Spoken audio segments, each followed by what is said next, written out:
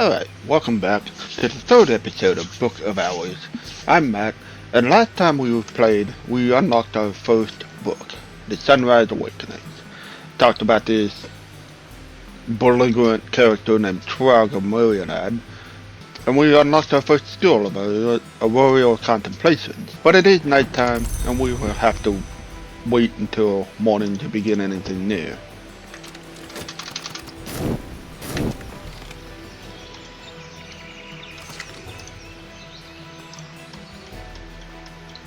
Still got this reply to the trust we gotta do.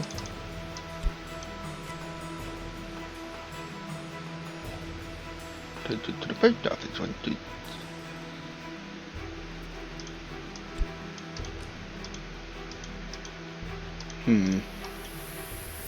Oh, requires a journal. Here's my journal.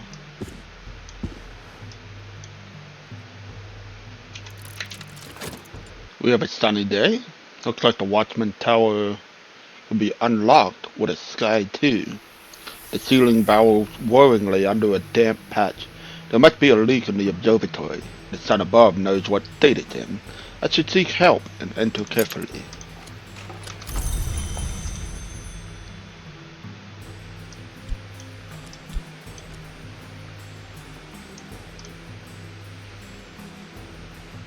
Oh, he gave me 10 shillings, half a pound, but not a half a note. A recent innovation. 120 pences. Remember, we were hard on cash for a while back, so. And we need a single penny to send that off. Now I can expect visitors, correspondence, and a stipend from the trust of each spring. I will need help from the quills.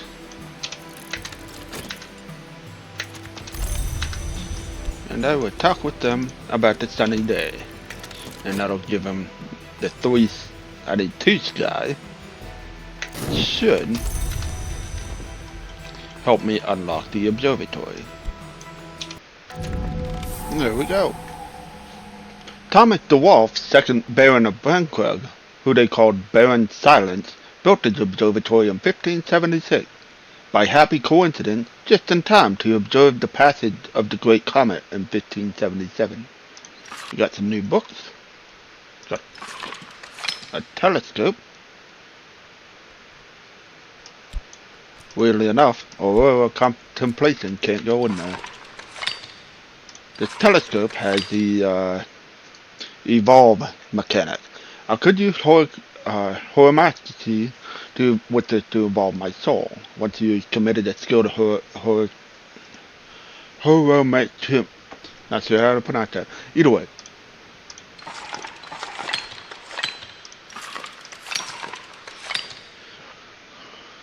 You can use this skill with these 2 identical soul cards to into a greater one, but you must use a skill that you have attuned with that wisdom, and the attunement will only work once. So, if you go back to the Tree of Wisdom, you'll see that Horomancy tree, is blank, and I can't apply any of these skills to it because Aurora Contemplation only has illumination and astronomy. So, see, I could put it in there, or I could put it in there. And this will, I think I'll do into illumination. And that give me a first. Yeah.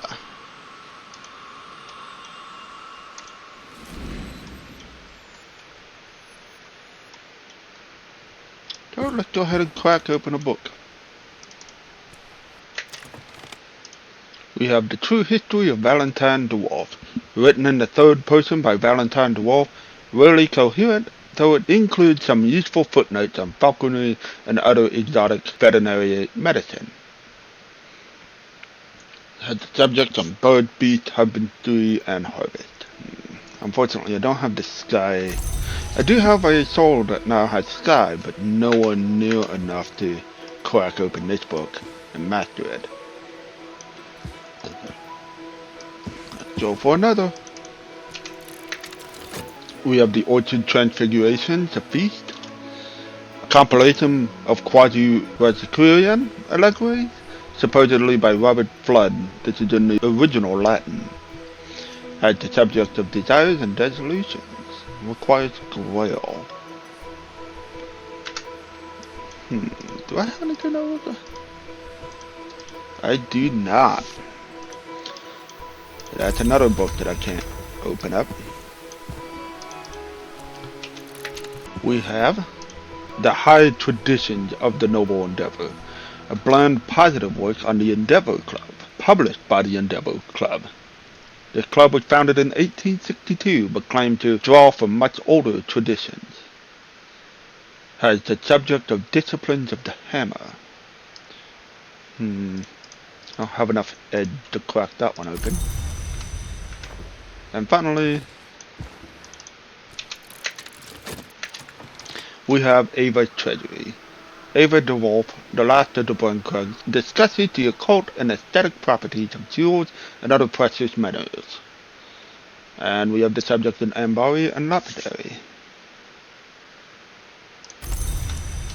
A whole lot of books that I can't use right now.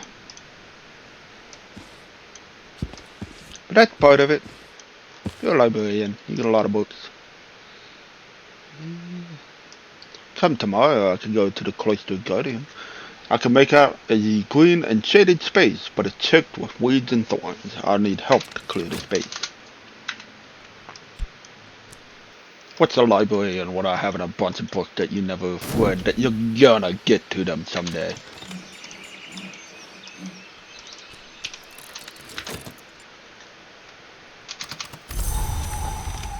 You have clouds.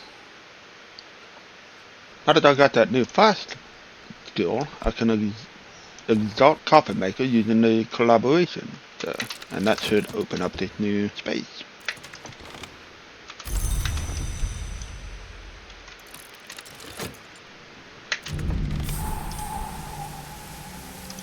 We have St. Brandon's Cloister. The Sisters of the Abbey built these gardens in the 13th century, at the height of the period we now call the Solar Gothic. Walk here and breathe the peace that they have left.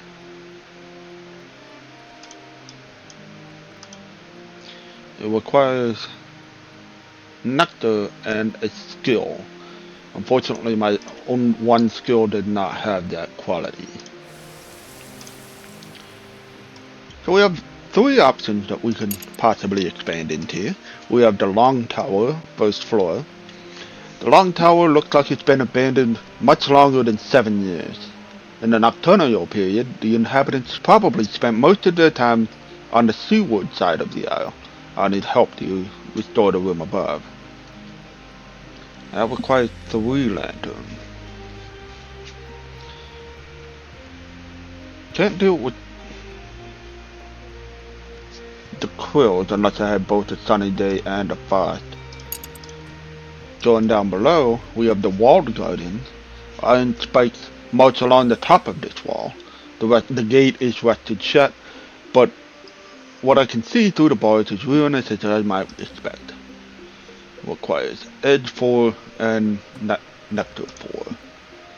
I only have one thing of nectar. That's not going to be very valuable right now. And we have the first true threshold. I have reached the threshold of the house proper. The librarians of the Curia were scholars of note, some were potent of depth. From here I should proceed carefully, observing the proper forms, making the appropriate offering. The villagers and the other locals know the ways of the earth and the sea's hereabouts. Their assistance will be invaluable. I don't have anything for these. Wait, no, I do have a vet. At 2.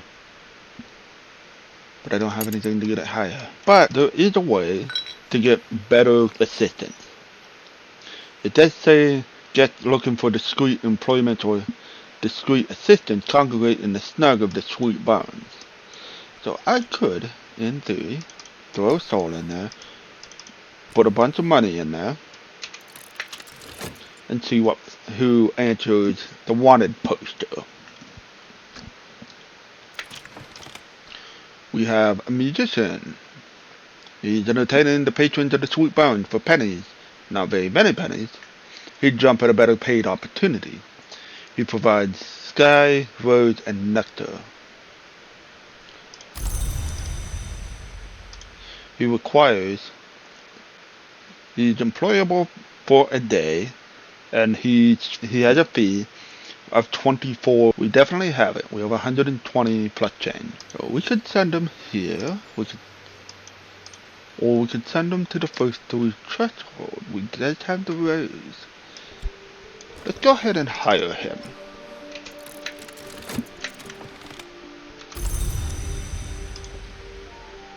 He has 4 rose and 4 nectar. So I'm gonna have to make a choice.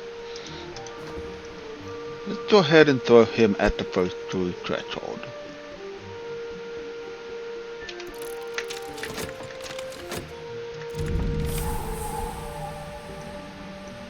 We have a lot of neat little things in here. The entrance hall is the beginning of the house proper. The courier used to issue gloves and slippers of soft leather to protect the books on the premises. Visitors were often asked to remove their shoes, pause a moment, and listen to the histories. We got a bust of Valentine the Wolf right there. We've heard about him a few times. The 6th Baron of Banquag, known for his eccentricities. In the sky he sought his friends, the inscription reads. We have Henrik the Wolf, 1st Baron of Banquag, known for his pious, merciless justice. Granted Banquag Isle in 1536 after the dissolution of St. Brendan's. We got a Lady de Boros, sometimes known affectionately as the First Ava. Lady de Boros never visited the Isle, but it was her generous endowment that allowed the abbey to thrive and grow in the 13th century. We have Lady Rowena. For as long as there has been a hush house, there have been stories of its enigmatic protectress. A painting of leaves in the wind, soothing but undistinguished work in oils. Someone evidently was good at trees and wanted you to know it. Barbara sits here. Sister, Priestess, Oracle, Queen. A very old image of the dawn period with a simple inscription.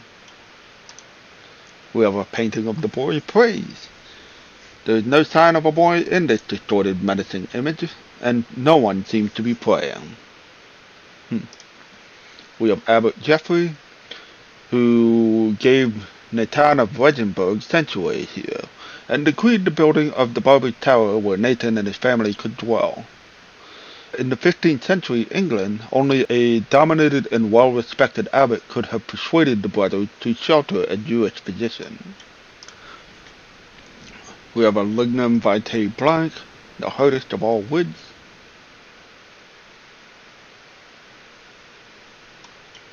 Got a painting of Crowcross Sands at high tide, a gloomy study of the sea in gloomy weather. Got a bust of Abbot Thomas, was one of the first abbots here, just before the beginning of the Solar Gothic period. This bust is much more recent, a 19th century bronze, and an inscription reads, Speech, the first word. We have a shepherd crook representing the authority of the church. Perhaps the Suppression Bureau kept it here because they liked the idea of authority in general. And we have a bust of Saint Milan, visionary, philosopher, alchemist, most revered and most heterodox of the Isle's abbesses. An inscription in Latin reads, The Christ died not, but passed within. Another copy of the Leaves in the Wind. There's a lot going on in there. We have 3 more avenues to explore. We have the Weed Choked Garden. From what I can make out in the garden beyond, it must have been very beautiful, but it's now neglected and overgrown. We do have a heart and a nectar, but not really much we can do there. And a tangle of thorns on the other side. A flower garden, now overrun with thorn weeds and briar rose. Requires 4 and 4. Can't do much there. And the grand ascent, ground floor. The stairs here are clear, but the air here is thick with old magics. I should move carefully Or I should not go alone. Still no sign of any fire. Why then was the house abandoned? It's gonna require at least one of winter moon. That's gonna be the easiest to open since it has a lot of options. Maybe I might be able to get another assistant before the end of the day. We got a passing by of a consulting engineer. The consulting engineer has stopped by the Sweet Bones on the way home. It provides Ford, Sky, and Lantern. Can we do anything with those? We could put her in the tower. No, no, no. It's something. We'll get another room unlocked.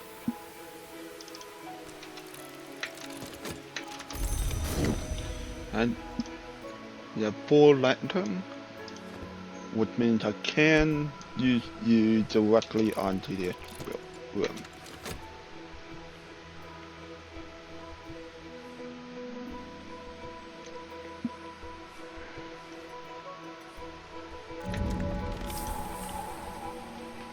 Solomon Study.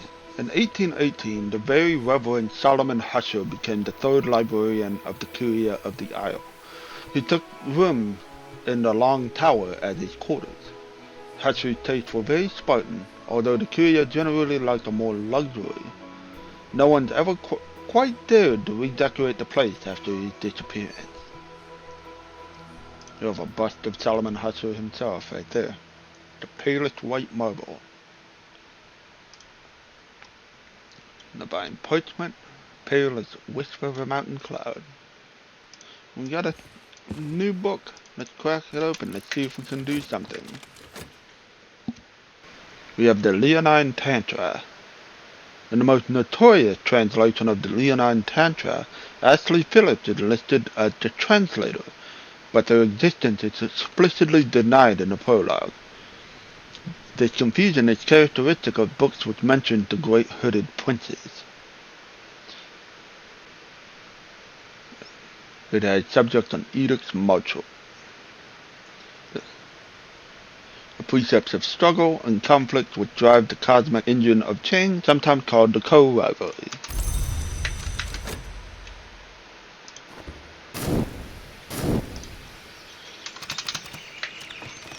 We have a new day. It's a sunny day.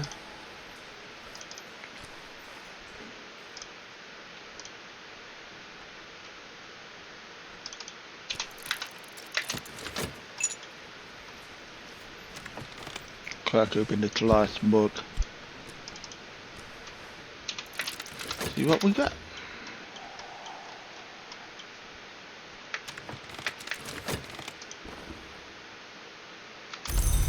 We have the War of the Roads from 1451 to 1551. Willis Ford describes the War of the Roads, an event in history other than our own, in detail, from the beginnings as a martial philosopher disputed between the dawn and sunset roads of alchemy, to a war which ravaged half of Europe, as a subject of mendicate reflections. Without is purified, within is raised. Don't quite have enough for edge.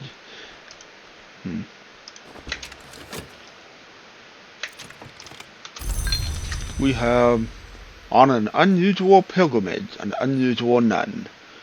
Nuns usually don't travel alone. This one does.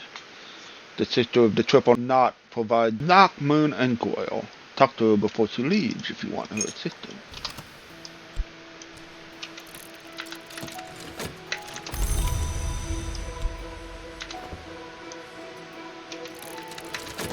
And while we're at it, let's see if we can't do another. I did that wrong.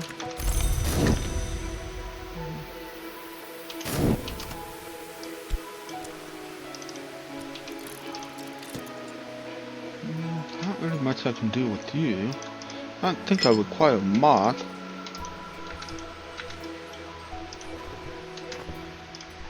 No.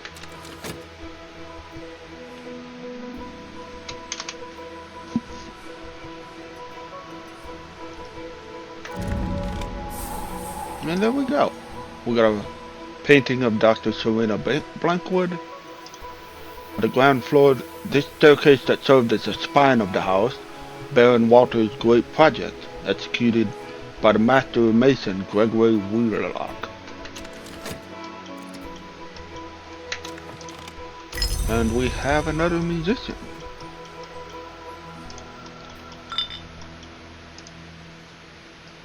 Requires 5, but I have a fact. So the dimly lit chamber is Van Lauren's old protections hangs heavy in the air here, clouding the air with shadows.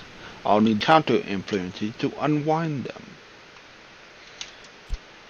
The musician seems to know the way to do that. I'm going to collaborate with him. Perhaps we share the dream.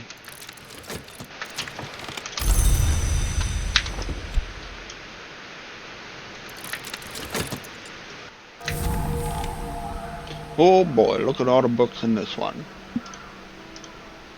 We found the reading room, fittingly enough.